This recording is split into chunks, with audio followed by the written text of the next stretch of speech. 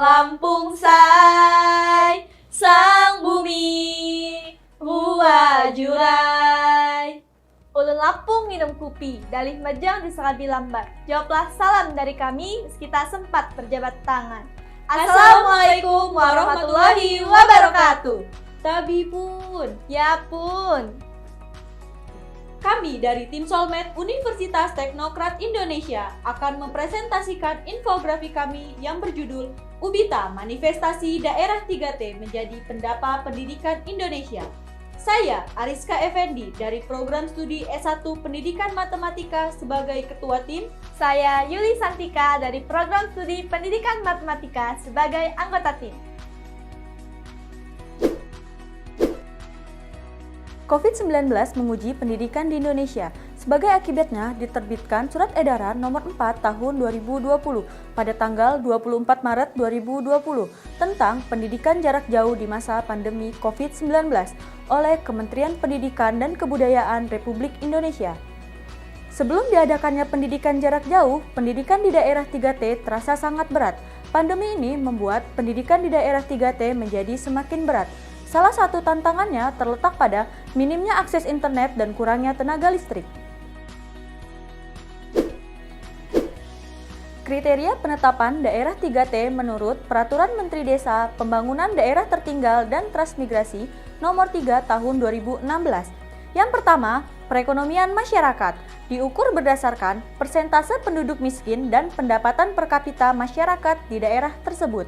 Yang kedua, sumber daya manusia diukur berdasarkan kondisi sumber daya manusia yang dilihat dari angka harapan hidup, harapan lama sekolah, dan rata-rata lama sekolah. Kriteria yang ketiga, sarana dan prasarana. Aspek yang diukur adalah transportasi, pendidikan, kesehatan, eksibilitasi, telekomunikasi, air bersih, dan pasar. Kriteria yang keempat, keuangan daerah. Proporsi antara PAD dan belanja pada APBD yang menggambarkan kapasitas daerah tersebut untuk melakukan pembangunan. Kriteria yang kelima, aksesibilitas. Jarak masyarakat menuju fasilitas umum seperti fasilitas kesehatan, fasilitas pendidikan, dan kantor pemerintahan pusat. Dan yang terakhir, karakteristik daerah, jenis dan frekuensi bencana alam maupun sosial yang terjadi di daerah tersebut berdasarkan letak daerah tersebut. Berikut merupakan peta sebaran daerah 3T, di mana terdapat 11 provinsi yang merupakan daerah 3T.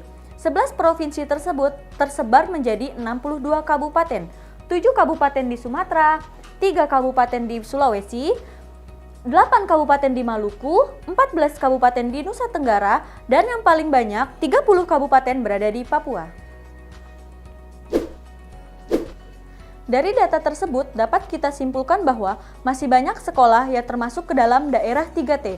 Pandemi ini membuat kegiatan belajar dan mengajar menjadi tidak berjalan dengan semestinya.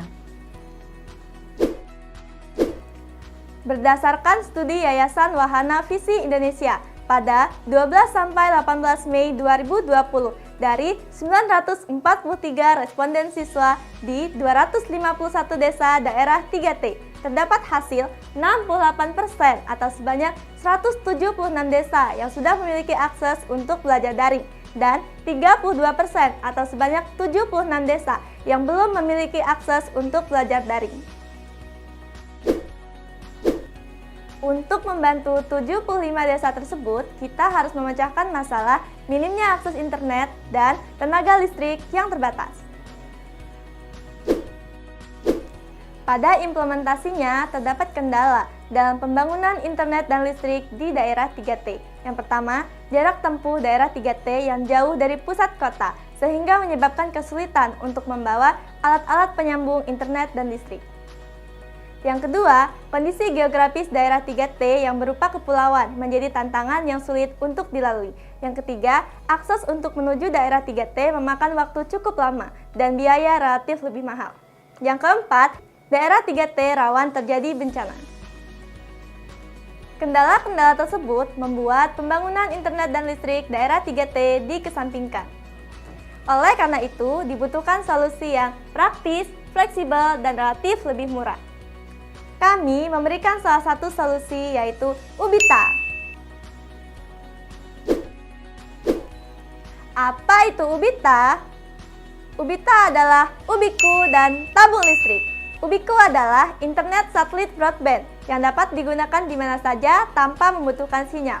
Tabung listrik atau biasa disebut dengan talis adalah alternatif penyebaran listrik di daerah pedalaman seperti daerah 3T yang dapat menyimpan energi berbasis baterai. Kenapa harus Ubita? Ubiku. Kelebihan dari Ubiku yang pertama, bisa digunakan di daerah 3T karena tidak memerlukan jaringan komunikasi terestrial. Artinya, Ubiku tidak memerlukan media kabel dan nirkabel sebagai aksesnya. Yang kedua, perangkat mudah untuk dipasang.